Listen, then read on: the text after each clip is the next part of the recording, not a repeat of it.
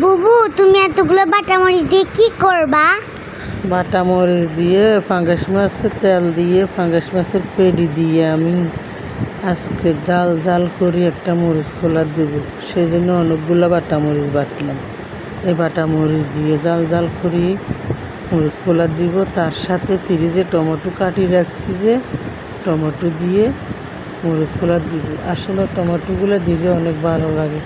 অনেক ভালো করছি না? টমেটোগুলো ফ্রিজে কাটি রাখছি যে ছোটো ছোটো করে।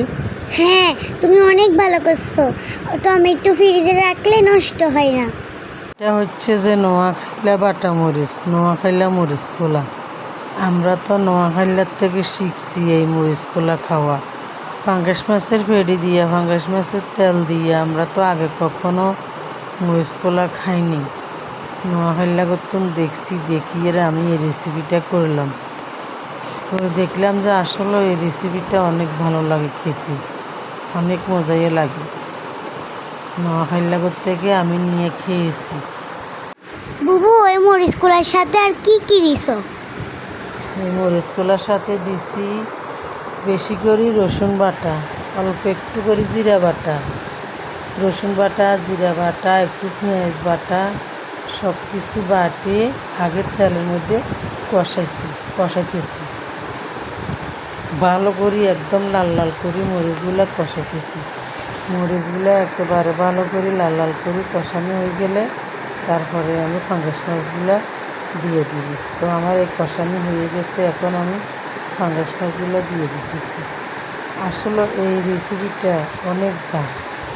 যারা যারা জাল পছন্দ করেন তারা আমার এই ভিডিওটা দেখে, আমার ভিডিওটা দেখা শেষ করে একটা লাইক, একটা কমেন্ট, একটা ফলো, একটা শেয়ার করবেন। আমার এই ভিডিওটা শেয়ার করবেন। আপনাদের কাছে অনুরোধ, আমার শেয়ারিং কম, আপনারা শেয়ার করবেন আমার ভিডিওটা। তো আপনারা চাইলে এরকম পাঙ্গাস মাছ কুচি কুচি করে নিয়ে পাঙ্গাস মাছের পেডি দিয়ে তেল দিয়ে আপনারা এই রেসিপিটা বানাতে পারেন। এই রেসিপিটা করা এত যে মজা, এত তো গরম ভাত দিয়ে খাবেন।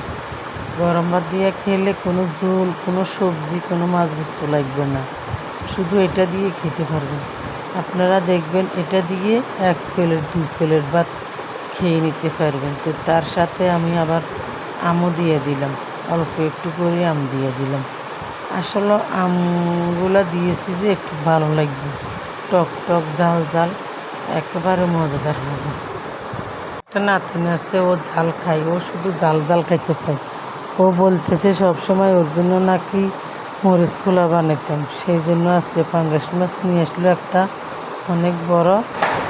তার থেকে তেল বের হয়েছে, তেল দিয়ে পেডি দিয়ে এই রেসিপিটা করলাম।